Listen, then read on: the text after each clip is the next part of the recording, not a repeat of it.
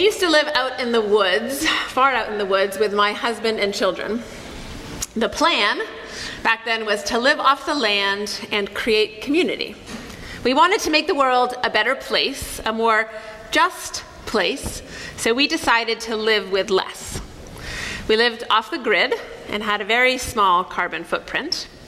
But after several years of chopping wood and carrying water and canning lots and lots of vegetables and fruits, I started to feel like we had left the world behind instead of making it more just. So what if we were refrigerating our food with ice we had cut off of our pond?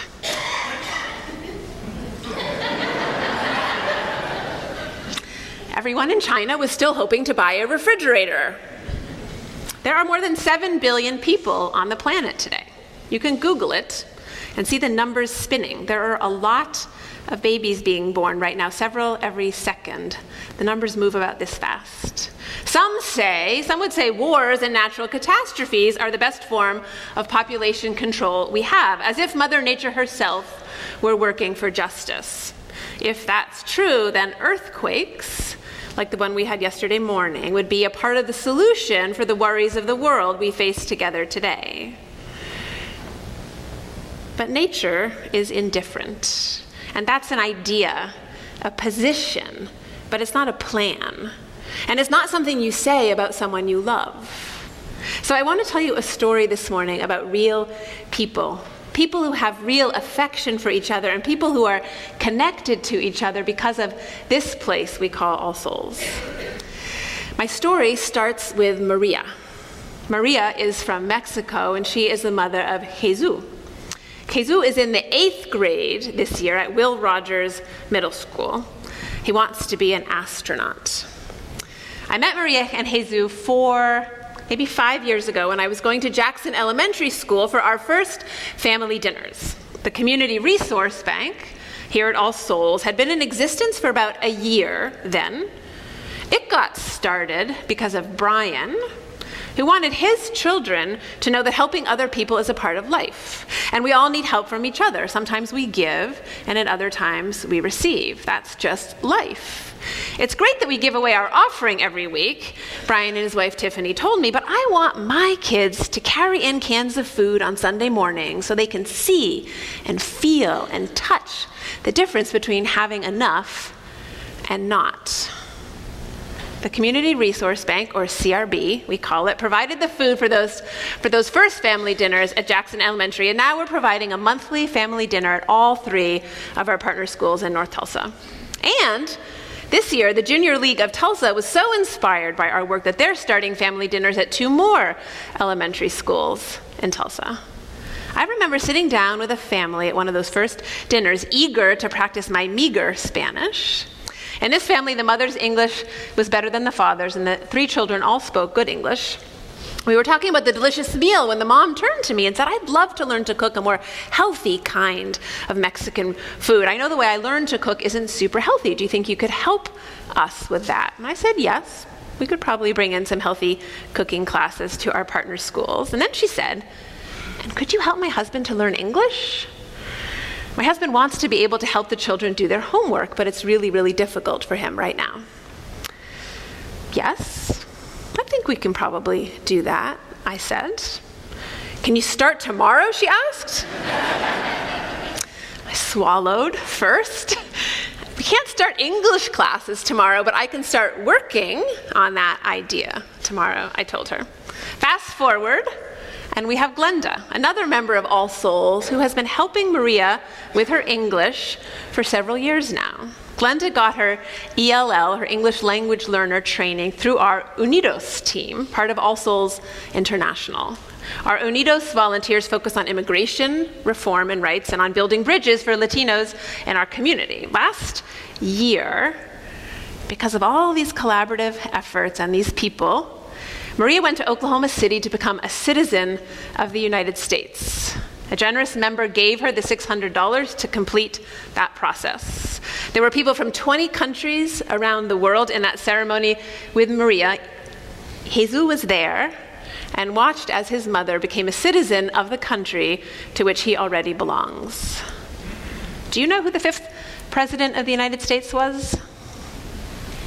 Do you know what war happened in this country from 1846 to 1848? John's answering over there. Or from 1754 to 1763. Ah, another history teacher over there. I can tell you who to go talk to afterwards. Those are 3 of the 100 questions you would study to prepare to take the citizenship test today.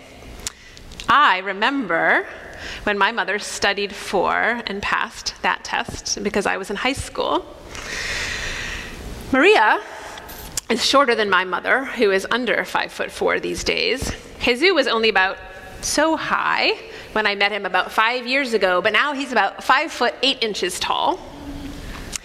I don't know much about how Maria made her way to the United States of America. I do know that she still can't talk about it today without crying, and that she was carrying her baby boy on her back all the way.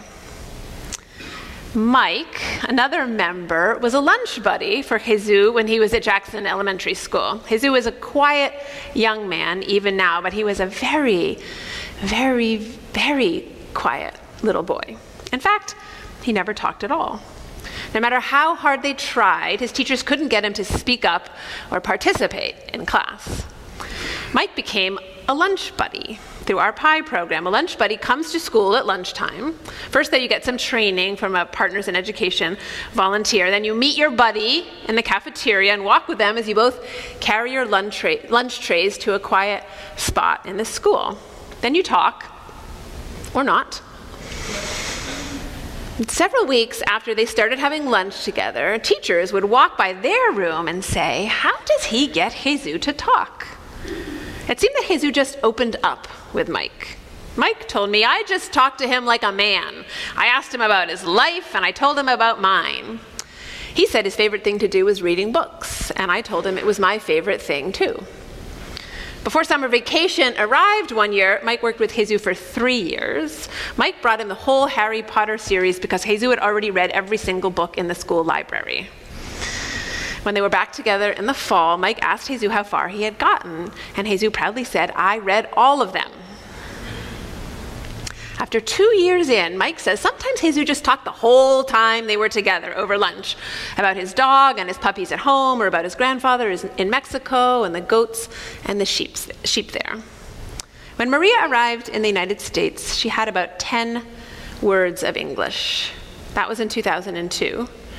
In 2008, she got a job as the night custodian at Jackson Elementary School, where Jesus was going to school. She worked with Gloria. And when Gloria left to take the head custodian job at Gilcrease, Maria became the head custodian at Jackson. These days, because she's so much more confident speaking English, she's focusing more on reading and writing with Glenda. And last year, she started getting a stipend to coordinate our ELL tutoring program at the school, finding good times for the parents and families to meet with our volunteers at the school, helping them get through the first few awkward weeks or months of getting to know each other. Being just a small part of Maria and Jesus' story is reason enough for me to have left the woods. It is reason and reward. But what we're doing still isn't enough. Many of us still tend to make poverty personal. We want to rescue the poor person in need and reject the poor person who offends us. But poverty is more than personal. And neither rescuing or rejecting each other or waiting for more earthquakes to reduce the number of people who need an education, food, and adequate housing is a good plan. Poverty isn't personal, and it isn't someone else's problem. It's a result of policies and laws that were made in the past. What I'm about to read to you is a very, very small part of what poverty looks like today in Tulsa, from a blog post by an All Souls member and teacher at Booker T, John Waldron, who is also among us this morning. He writes, at Bell Elementary, teachers are being asked to perform double duty to cover staff vacancies, and classroom sizes average 36 per class. I taught school once upon a time, and I decided that 15 students was about ideal. East Central High School, after years of cutting, is eliminating whole programs such as French and baseball. It has lost critical positions in special education and ELL, which means schools are fighting each other over which school takes the trim. And schools are having to take trims, and yet they still can't replace all the vacancies. In education terms, that's the equivalent of inflation and high unemployment, and the two are not supposed to happen at the same time. After 6 years of budget cuts to pay for tax cuts, we are fast reaching a point where we cannot deliver the quality of education our children deserve and need for the challenges of the 21st century. Did you hear? John said the word taxes. Our babies are drowning, and hardly anyone is looking at the causes. Just like in this old parable. You may have heard it before. Once upon a time, there was a small village on the edge of a river. The people there were good, and life in the village was good too.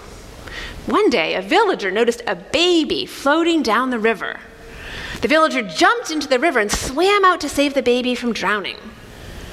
The next day, the same villager was walking along the riverbank and noticed 2 babies in the river. He called for help, and both babies were rescued from the swift waters. The following day, 4 babies were seen caught in the turbulent current, and then 8, and then more, and still more, day after day. The villagers organized themselves quickly, setting up watchtowers and training teams of swimmers who could resist the swift waters and rescue those babies. Rescue squads were soon working 24 hours round the clock, and each day, the number of helpless babies floating down the river increased. The villagers organized themselves efficiently. The rescue squads were now snatching many children each day. Groups were trained to give mouth-to-mouth resuscitation. Others prepared formula and provided clothing for the chilled babies. Many were involved in making clothing and knitting blankets. They sound like us. Still others provided foster homes and placement. While not all the babies, now very numerous, could be saved, the villagers felt they were doing well to save as many as they could each and every day. Indeed, the village priest blessed them in their good work, and the life in the village continued on that basis. One day, however, someone raised the question, but where are all these babies coming from? Who's throwing them into the river, and why?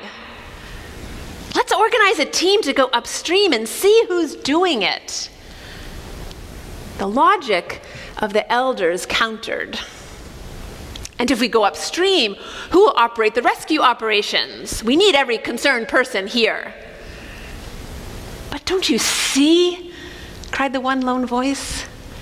If we find out who's throwing them in, we can stop the problem and no babies will drown. By going upstream, we can eliminate the cause of the problem.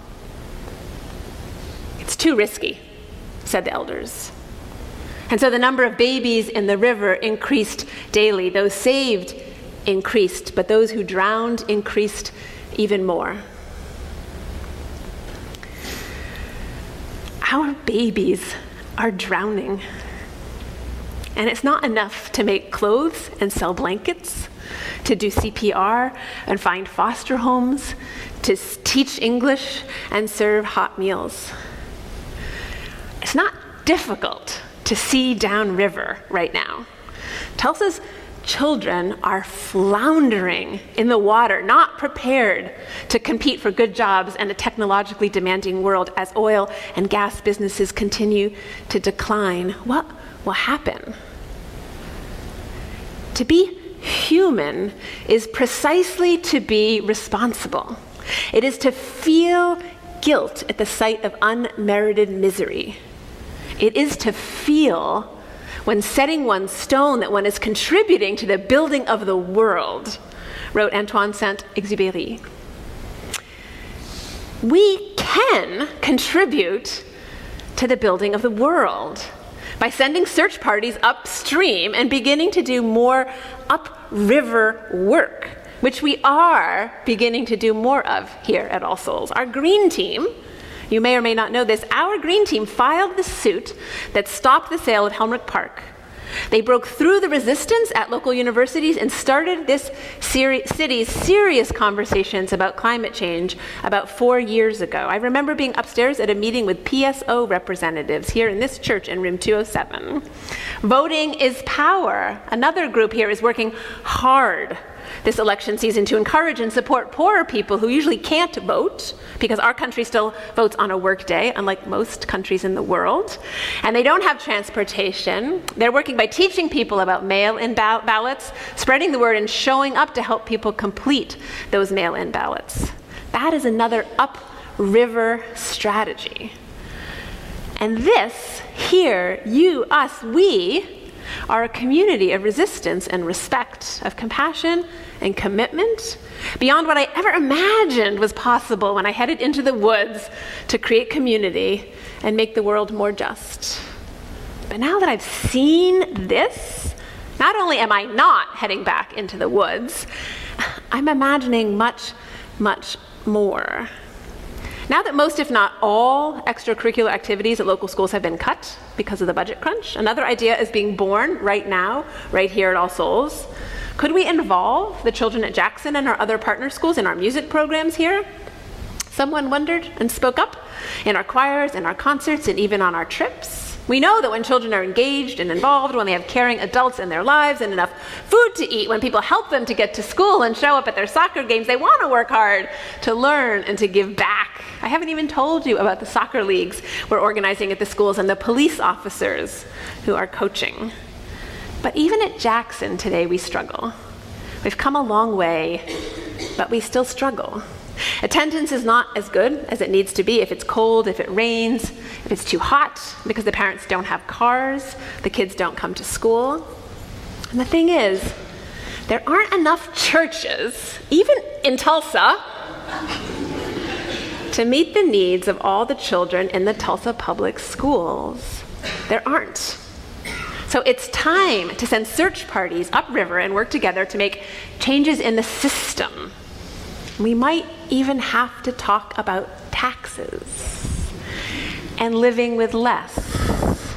Just as the elders worried it is risky business, and because the odds are stacked against us, it might not feel reasonable. But standing here pulling bodies out of the river or building boats to keep our children afloat a little bit longer isn't logical either. Especially not when we have people in this congregation who know how to write policies, how to persuade legislators, how to raise money, and how to change the laws of the land. The way it is now is not the way it needs to be. The work of all our teams is woven together by the woeful threads of poverty, racism, and fear.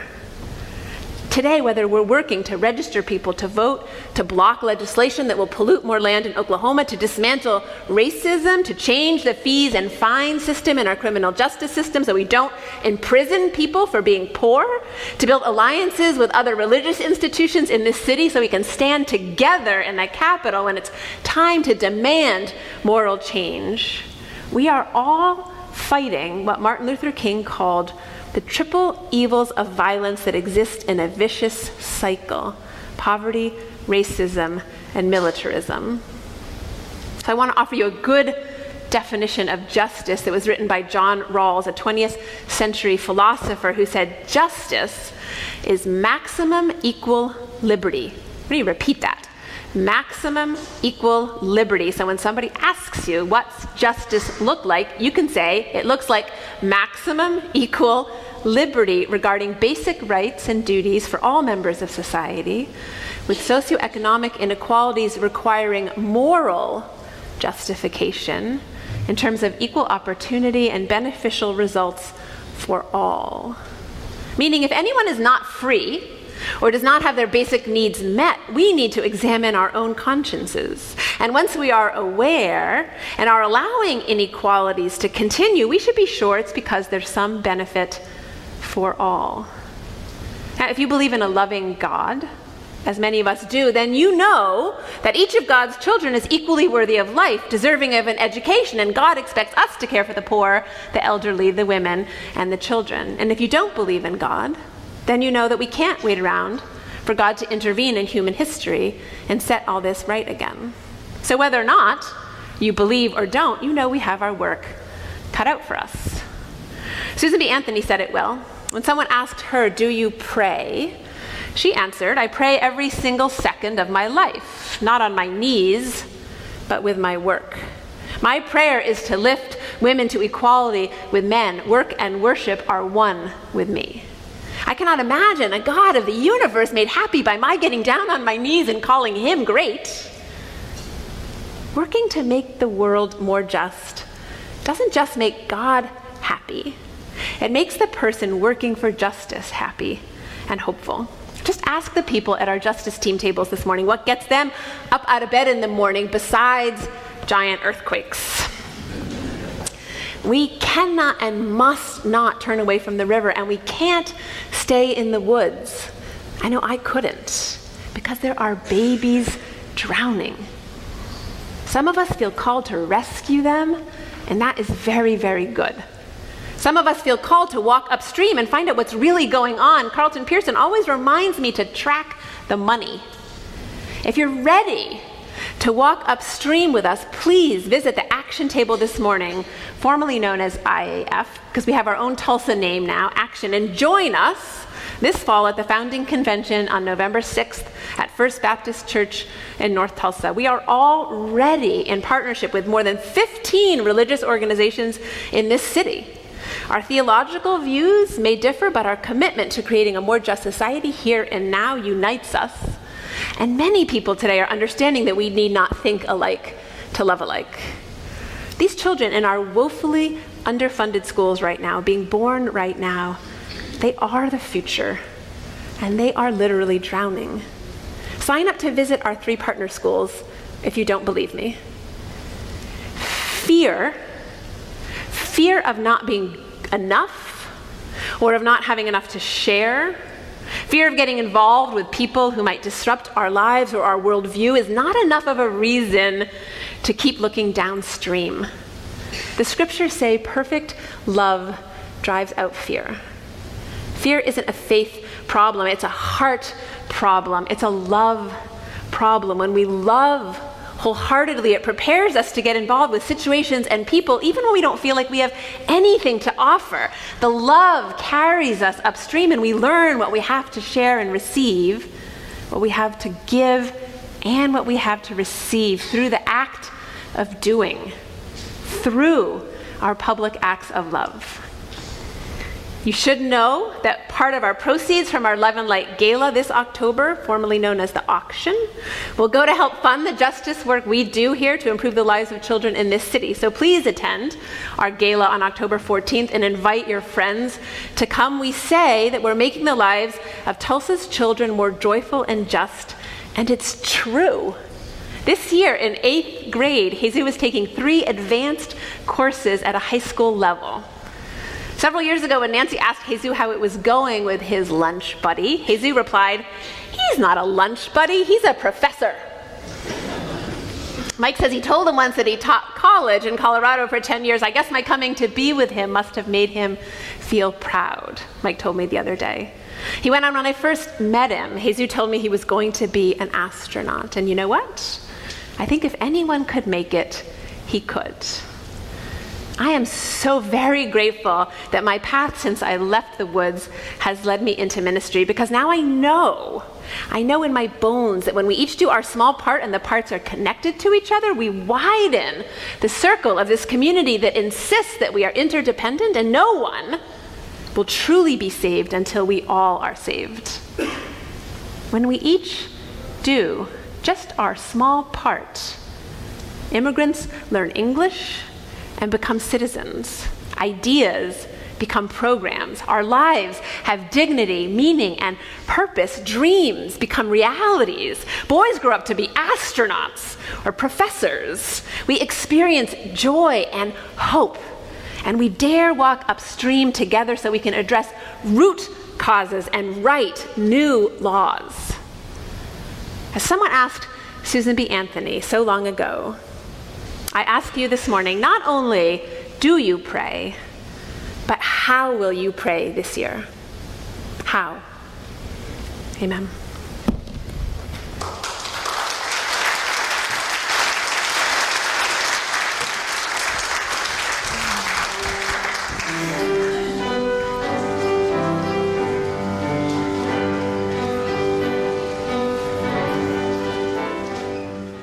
We are your church, and we are proud to be your church, or at least a church that's having a positive impact on your life.